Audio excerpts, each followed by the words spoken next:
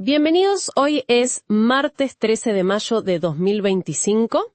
Tenemos una jornada bastante cargadita, ¿viste? Sí, se ve que sí. Desde una tregua comercial entre Estados Unidos y China que, movió fuerte los mercados. Ah, sí, eso salió temprano. Hasta movidas políticas intensas en Washington que, rozan instituciones clave y derechos que parecían básicos. Siempre Washington. También viste tensiones globales que aflojan por un lado, pero siguen calientes por otro, líos y curiosidades en los medios que ya vamos a ver. Dale. Avances tecnológicos que nos meten en las emociones ajenas o nos muestran Júpiter como nunca. Y historias humanas y locales que terminan de pintar el cuadro, ¿no? Vamos a meternos a fondo con todo esto, usando las fuentes que nos llegaron. A ver cómo desmenuzamos esto. La misión es tratar de entender qué hay detrás de tanto titular. ¿Qué es lo que de verdad importa y por qué nos tendría que mover un pelo? ¿Arrancamos? Dale, arranquemos. Economía global primero, que largó con una bomba. Tregua arancelaria entre Estados Unidos y China. La famosa tregua. Anunciaron una pausa de 90 días, parece que dan marcha atrás con la mayoría de los aumentos recientes. Salió de conversaciones entre ellos. Trump dijo que China se va a abrir a las empresas yanquis y a levantar barreras. Bueno, dijo, habrá que ver. Claro. Y el efecto fue al toque, ¿eh? El Dow Jones se fue para arriba. Creo que unos 950 puntos. Fuerte. Y el S&P 500, que agrupa a las 50 empresas más grandes de allá, subió como un 2.6%. Ya hay economistas diciendo que esto podría frenar una recesión que, parecía cantada.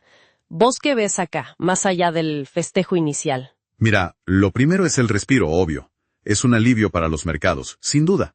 Venimos de una guerra comercial larga que, si bien es cierto que no hizo explotar los precios de los autos como se temía... No, eso no pasó tanto. Sí le pegó duro a muchos pequeños negocios made in America.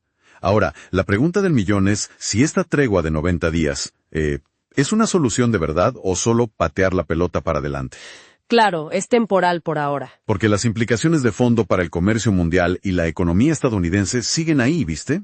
Que el mercado reaccione así muestra el alivio que había contenido, pero también quizás una fragilidad, ¿no? Una dependencia de estas noticias. Tal cual, una dependencia que te dice que la cosa sigue muy volátil. Sería interesante analizar qué sectores específicos respiraron más, che. Eso te puede dar una pista de dónde apretaban más los aranceles, más allá de los números generales. Buen punto. Y mientras el mercado respira, en Washington parece que no paran un segundo. Hay varias cosas llamativas. A ver. Por un lado, Trump parece que va a aceptar un Boeing 747 de lujo de Qatar para usarlo como Air Force One. Un regalo, así nomás. Sí, un regalo. Dicen que los detalles legales todavía están por resolverse, pero ya un ex abogado de ética de la Casa Blanca puso el grito en el cielo. Me imagino, un avión de regalo de otro país. Es raro, mínimo. Mínimo. Y siguen los despidos que hacen ruido. Echaron a la jefa de la Oficina de Derechos de Autor días después de rajar a Carla Hayden, la bibliotecaria del Congreso, que era una figura muy respetada, ¿viste? Sí, Hayden era muy reconocida. Y encima, nombraron como bibliotecario interino al fiscal general adjunto que defendió a Trump en el juicio. O sea... eso sí que es llamativo. Súmale a eso fuentes que dicen que Trump está pensando en suspender el habeas corpus. Para un poco ahí. Suspender el habeas corpus, ¿estamos hablando de ese derecho fundamental que te protege contra una detención ilegal sin que un juez revise tu caso? Exacto. Es gravísimo siquiera considerarlo. En serio. Es muy fuerte. Y sigue presionando para terminar con la ciudadanía por nacimiento. La Corte Suprema va a tratar una apelación de emergencia sobre eso. Otro tema constitucional clave. Además, su viaje a Medio Oriente dejó, parece, a Netanyahu medio afuera, observando desde la barrera. ¿Cómo conectamos todo esto? Si conectamos los puntos, se ve un patrón, ¿no? Jugadas ejecutivas muy rápidas, muy controvertidas, el impacto en las instituciones es claro, la Biblioteca del Congreso, la Oficina de Derechos de Autor, no son cargos menores, ¿eh? Para nada. Y tocar normas legales como el habeas corpus o la ciudadanía por nacimiento es meterse con la estructura legal del país. Es muy delicado. Ni hablar de las relaciones internacionales. Con Qatar y ahora Israel, es interesante recordar la crítica de Marty Baron, el ex director del Washington Post, sobre cómo el dueño, Jeff Bezos, manejó la presión política. Ah, sí, lo de Bezos. Y cómo eso afectó al diario. Algo que nos lleva a otro tema que tenemos hoy, ¿no? El de los medios. Sí, ya llegamos a eso. Pero antes de saltar ahí, cerremos el panorama internacional. Noticias desde Medio Oriente y Asia. Dale, Hamás liberó a Edan Alexander, un rehén estadounidense-israelí, secuestrado en 2023. Ah, mira vos, después de tanto tiempo. Dicen que es un gesto de buena voluntad hacia Trump. La Cruz Roja confirmó que ya está con las Fuerzas de Defensa de Israel, la IDF. Un gesto, en medio de todo el conflicto. Siempre complejo. Y en otro foco de tensión histórico, India y Pakistán acordaron un alto el fuego. Una pausa después de los últimos choques. Otra tregua. Esperemos que dure más que otras veces. Modi, el primer ministro indio, dijo que India solo ha pausado. Ojo. Claro, pausado, no terminado. Trump ofreció mediar, poniendo Cachemira de nuevo sobre la mesa. El Papa Nuevo celebró la tregua. Pero bueno, hay mucho escepticismo. Lógico, el escepticismo. Y del lado de Ucrania, Putin propuso negociaciones directas en Turquía. Pero los aliados de Ucrania lo descartaron de plano. Piden que Rusia acepte primero el alto el fuego que impulsa Estados Unidos. Acá se ve clarito lo compleja que es la diplomacia en conflictos tan enquistados, ¿viste? El intento de Trump de meterse entre India y Pakistán. Sí, siempre queriendo mediar. La fragilidad enorme de estos altos el fuego. ¿Cuánto duran? Es la pregunta. Y Ucrania sigue siendo ese tablero complicadísimo donde cualquier oferta de paz se mira con lupa, con desconfianza. No hay que olvidar nunca el contexto. India y Pakistán son potencias nucleares. El riesgo siempre está latente ahí. Es jodido. Tal cual. Y mencionaste al Papa, tenemos nuevo pontífice, León XIV, Robert Prevost. El Papa Yankee. Estadounidense, sí, de Chicago. Lo pintan como un tipo de diálogo, un reformador discreto. Habrá que ver qué perfil le da al papado. Ya dio su primera conferencia de prensa, defendiendo la libertad de expresión y de prensa, pidiendo liberar periodistas presos. Un buen gesto inicial. Y en la primera bendición dominical fue fuerte. Nunca más guerra. Pidió paz en Ucrania y Gaza y les dijo a los jóvenes, no tengan miedo.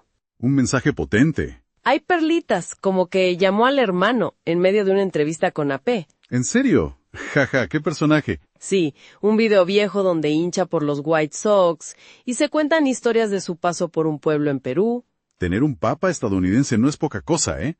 Abre preguntas sobre qué rumbo tomará la Iglesia Católica, cómo se diferenciará de Francisco. Totalmente. Hay mucha expectativa sobre su mirada en temas como inmigración. El hermano sugirió que no le cierran las políticas actuales de EU. Ah, mira ese dato. Y medio ambiente, sobre todo por su experiencia en la Amazonía peruana. Hasta el detalle de su ropa se analiza buscando símbolos, ¿viste? Sí, siempre pasa eso. Las fuentes que vimos también señalan como un renovado interés general por el catolicismo últimamente. Es interesante ese punto. Sí, a tener en cuenta. Ahora sí, vamos a los medios, que acá la cosa está que arde. El caso del Washington Post. Uf, sí, el Post. ¡Qué quilombo! Renunció una columnista histórica, Ruth Marcus, después de 40 años. ¿Por qué? Porque la dirección, o sea, Jeff Bezos y su editor, no le publicaron una columna donde criticaba la nueva línea editorial. La línea de Bezos, digamos. Claro. Recordemos que Bezos quiere que la sección de opinión se enfoque solo en libertades personales y libre mercado. Ya antes se había ido el editor de opinión, David Shipley. Sí, eso fue un ruido bárbaro también. También cajonearon una columna de Eric Wemple, que escribe sobre medios, y renunció la caricaturista Ann Tellness, por un dibujo de Bezos y Trump que no le aceptaron. Se está yendo gente pesada, ¿eh? Hay una preocupación muy grande por cómo se está erosionando la independencia editorial tradicional. El miedo es que los lectores empiecen a dudar de si los columnistas escriben con libertad. Y que eso dañe la reputación. Claro, que dañe la reputación de la sección de noticias también. Se están yendo figuras importantes y suscriptores. Es un tema. Analizando la situación, es la tensión clásica, ¿viste? Por un lado, el dueño y su editor tienen derecho a marcar una línea. Es su diario al bien de acado. Bueno, sí, desde ese punto de vista. Pero por otro, la tradición periodística, sobre todo en diarios como el Post, se basa en una fuerte independencia editorial, casi como se espera, no sé, del Departamento de Justicia, salvando las distancias. Una separación clara. Exacto. Es un debate profundo sobre el rol de los medios. Y no podemos ignorar que el diario, como muchos otros, atraviesa desafíos económicos. La guita siempre influye, seguro, en estas decisiones tan drásticas. Sin duda. Y de la prensa nacional a una historia más local, pero que dio que hablar, che, sobre todo en redes como Reddit. Una aparente pelea de egos entre meteorólogos de un canal de Wisconsin, el Canal 3000. ¿Escuchaste algo? Sí, algo leí. Los meteorólogos de Wisconsin. Contá. Parece que durante una tormenta heavy se vio tensión al aire entre el meteorólogo veterano, un tal Gary, y un colega más joven. El clásico veterano versus el pibe nuevo. Tal cual. Gary como que lo pasaba por encima, ¿viste? Corrigiéndole todo el tiempo cómo pronunciaba los nombres de los pueblos locales. Stoughton, Mukwanago, Masomaní. Hasta le corrigió Little Rock por Lone Rock. ¡Qué detalle! La pronunciación. Encima, parece que tuvieron problemas técnicos con la compu. Un desastre. Pobre pibe. La gente que lo vio opinó de todo. Algunos decían el Gary de siempre.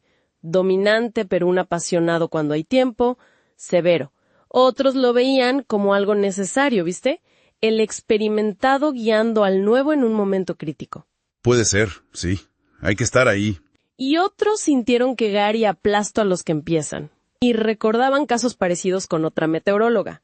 Mencionaban errores del pibe con otros nombres y que no conocía bien los condados. Bueno, si no sabía los nombres. Hubo debate sobre si debería saber o no, y hasta salió el tema de los sueldos bajos como posible razón por la que la gente no dura en esos puestos. Puede ser un factor, seguro.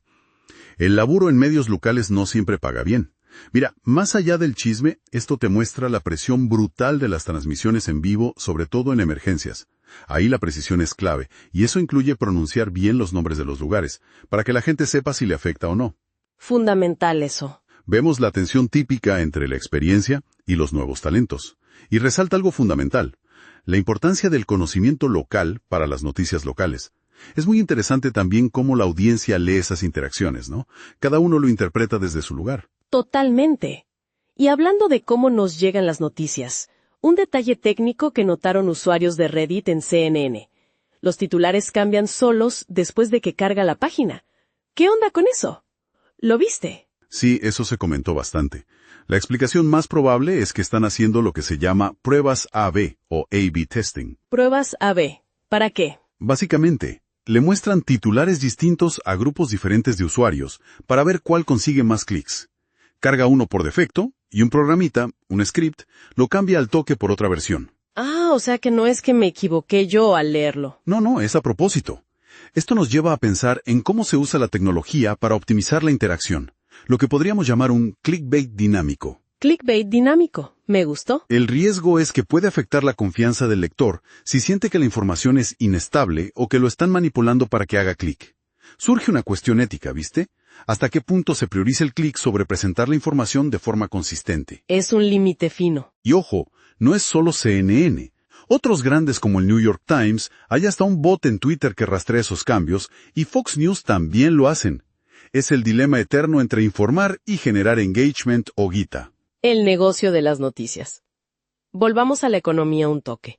Más allá de la tregua con China, el tema aranceles sigue dando vueltas. Sí, el impacto real, digamos. Las fuentes muestran cómo pega distinto según el sector. Algunos negocios chicos made in America quizás zafan o hasta les va mejor, pero muchos otros la pasan mal. La heterogeneidad del impacto. Y eso de que los precios de los autos no subieron tanto como se esperaba, bueno, no es necesariamente bueno para todos en la cadena productiva, ¿no? Claro, capaz afecta a los proveedores, a los trabajadores. Y para la gente de a pie, la volatilidad del mercado por los aranceles preocupa. ¿Qué hacer con los ahorros? También se habla del impacto en la compra de casas y la duda de si te va a caer una auditoría del IRS con los cambios nuevos. El bolsillo, siempre el bolsillo. Fíjate qué loco. Hasta en Silicon Valley admiten dudas sobre si gigantes como Google Search, Facebook o el iPhone tienen fecha de vencimiento. Eso sí que es un cambio de paradigma, ¿eh? Que lo digan ellos mismos. Y se ven cambios de hábitos. Baja el consumo de alcohol, sube el de THC. Y Google arregló con Texas por $1.400 millones por juntar datos sin permiso. Una fortuna. 1,400 millones. Lo que queda clarísimo es cómo todo está interconectado. Las políticas comerciales, los mercados globales, tus finanzas personales. La incertidumbre económica es el aire que se respira, che. Que Silicon Valley, la meca de la innovación, admita que sus productos estrella pueden caducar, es un cambio de era, impensable hace unos años. Tal cual.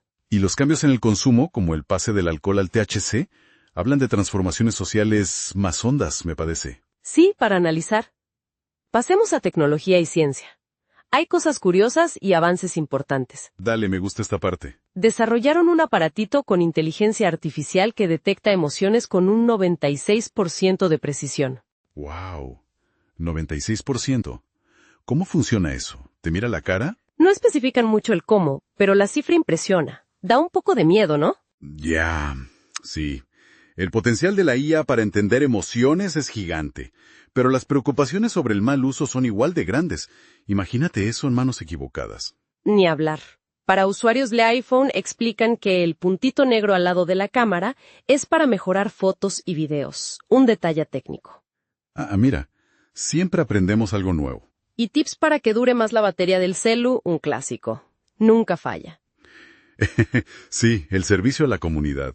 En salud, un estudio comparó 2 medicamentos para bajar de peso, Zepbound y Wegovy, y parece que Zepbound funciona mejor. La carrera por los medicamentos contra la obesidad está a full eso. Hay escasez de controladores aéreos, están apurando las graduaciones. Un tema serio. Sí, es crítico eso. La falta de controladores aéreos es un ejemplo de cómo fallan cosas básicas a veces y ponen en riesgo la seguridad. En Alemania encontraron lanzas de madera viejísimas, quizás de neandertales. ¡Qué hallazgo!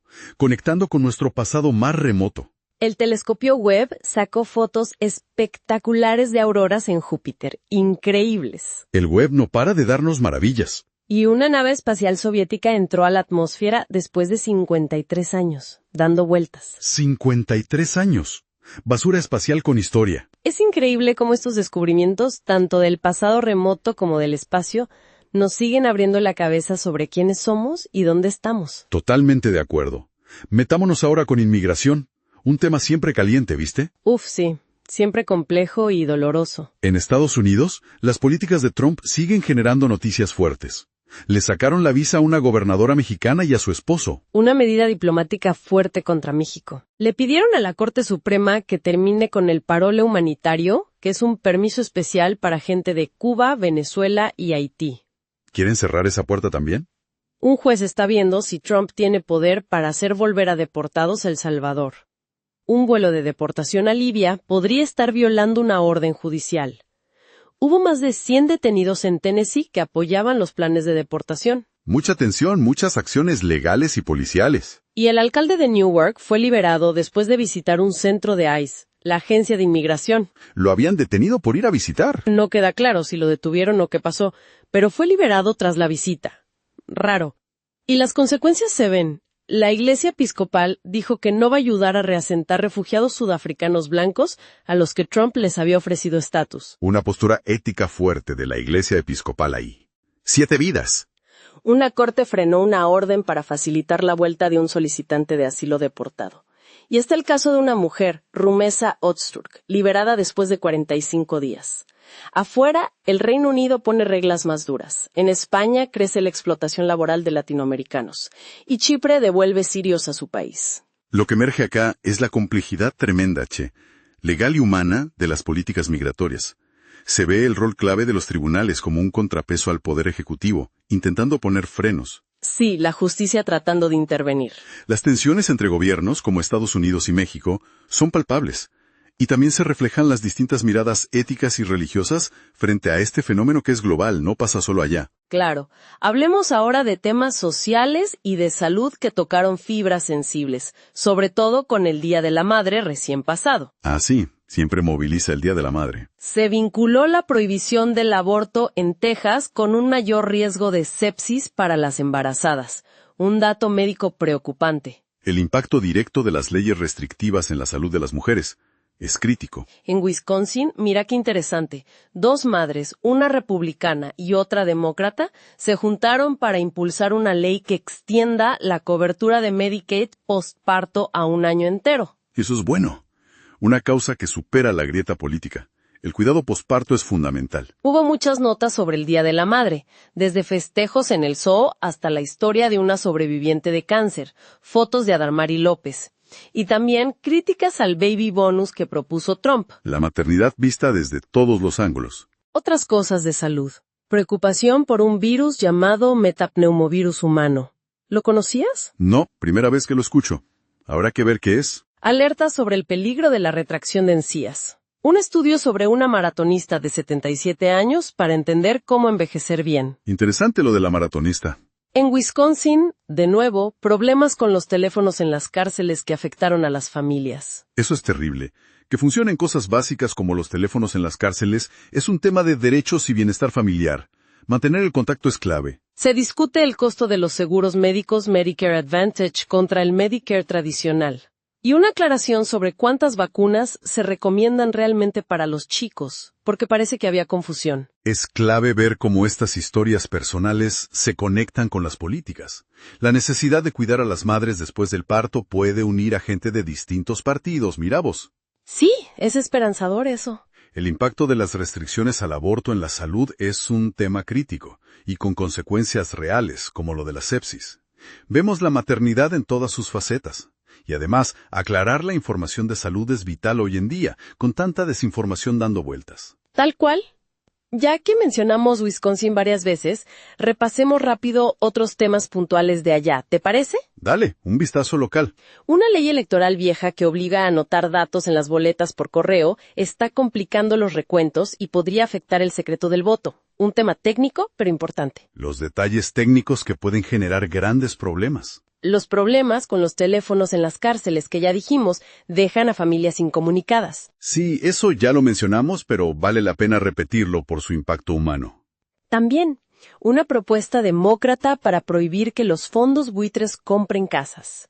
Un tema candente en muchos lugares, la vivienda. Ajustes republicanos en cómo se reparte la ayuda estatal, que benefician a sus zonas. La típica, ¿no? La política y la distribución de recursos. Falta gente para trabajar en las elecciones y buscan cómo facilitar la contratación. Y la necesidad de pensar en soluciones para los cuidados al final de la vida.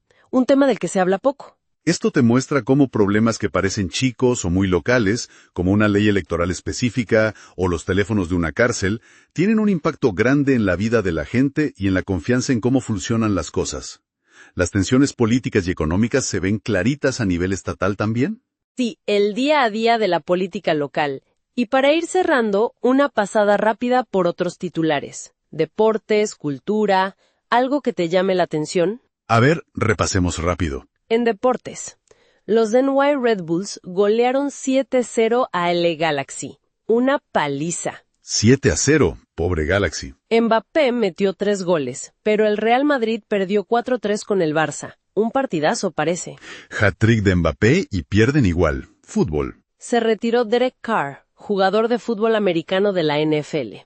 Messi metió un gol, pero el Inter Miami perdió 4-1. Una de cal y una de arena para los argentinos. Aaron Judge, beisbolista de los Yankees, metió 2 jonrones. Hubo un palo fuerte en Moto E, esperemos que estén bien los pilotos. Multaron a un jockey del derby de Kentucky. Siempre hay alguna polémica en el derby. En básquet, los Celtics le ganaron a los Knicks. Béisbol.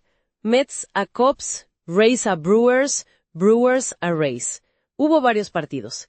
Y Brasil contrató a Ancelotti como técnico. Esa es una bomba. Ancelotti a Brasil. No la tenía esa. Fuerte apuesta. En cultura, sigue el juicio de Sean Diddy Combs. El Festival de Cannes prohibió andar desnudo en la alfombra roja. Cannes siempre con sus reyes. Se habló del vestido de Megan Thee Stallion, un kipao. Los nombres de bebé más populares siguen siendo Liam y Olivia, sin sorpresas ahí. Liam y Olivia, firmes en el podio. Una anécdota bizarra, Paul Pierce, ex basquetbolista, dice que caminó 30 kilómetros en bata como autocastigo. En bata. Cada loco con su tema. Y bueno, chistes sobre las raíces de Chicago del Papa Nuevo. El Papa Argento Yankee da para chistes. Entonces, ¿qué nos deja todo esto? En resumen, un mundo que va a 1000 por hora, che. Sí, mucha información, muchos frentes. Tensiones geopolíticas que van y vienen, tecnología que cambia todo, desde la economía hasta cómo nos enteramos de las cosas. Lo de los titulares de CNN es un ejemplo clarito. Y debates sociales muy fuertes que se ven en las historias personales como lo de las madres en Wisconsin y en las políticas locales. Y para quedarnos pensando, ¿no? Viendo la velocidad con la que cambian los medios, quién es el dueño, como en el Post, la tecnología, como esas pruebas AB para los titulares, la dinámica a veces tensa de las noticias locales que vimos con los meteorólogos. Sí, todo eso. ¿Hasta qué punto la forma en que recibimos la información, viste, la manera en que nos llega, podría estar moldeando nuestra comprensión de los hechos, quizá incluso más que la información misma, en el futuro cercano? Una pregunta para darle vueltas, me parece. Buena pregunta, ¿eh? Para seguirla pensando. Gracias por acompañarnos en este análisis. Hasta la próxima. Chao, hasta la próxima.